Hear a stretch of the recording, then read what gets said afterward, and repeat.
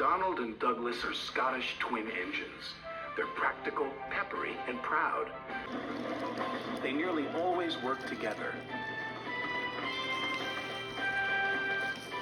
One day, Donald and Douglas were chuffing through the countryside, hauling a heavy load.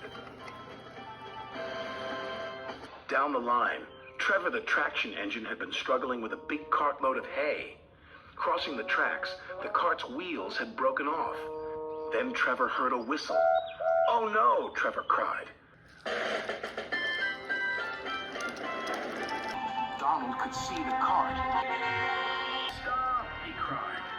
Donald's driver applied the brakes, but it was too late.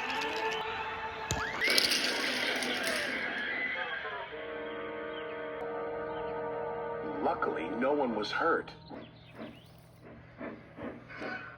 "Stop being pushy," Donald snapped. "Don't call me pushy," Douglas snapped back.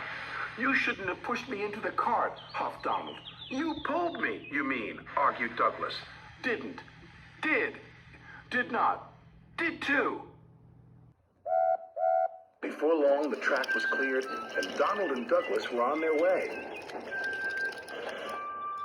The twins were so cross they refused to speak to each other for the rest of the day.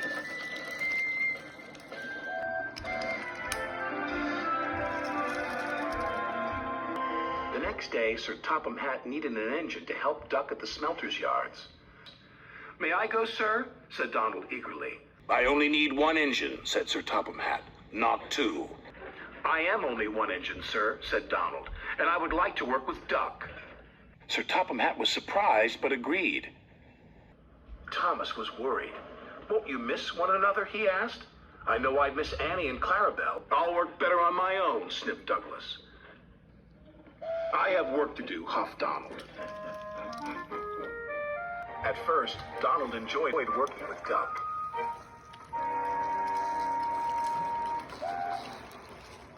Then things started to go wrong.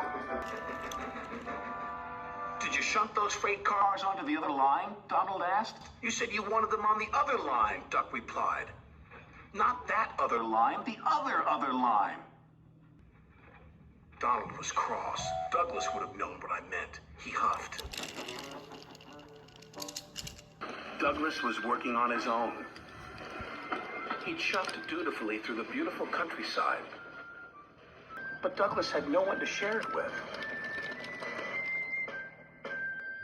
Although he tried not to, he was beginning to miss his twin.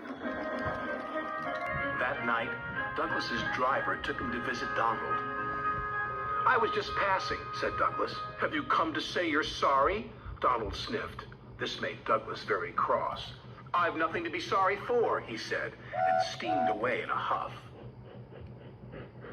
The next day, Donald was in a bad mood.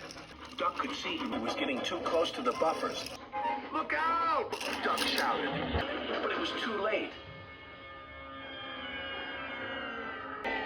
Donald's driver was very cross. "This wouldn't have happened if you were working with Douglas," he said. Donald knew he was right, and Duck knew he couldn't pull Donald back onto the rails. So he went for help. Douglas was sadly finishing his work as Duck steamed into the depot. "Donald is in trouble," said Duck. "Donald in trouble," Douglas cried. "I'm on my way." And he steamed off as fast as he could.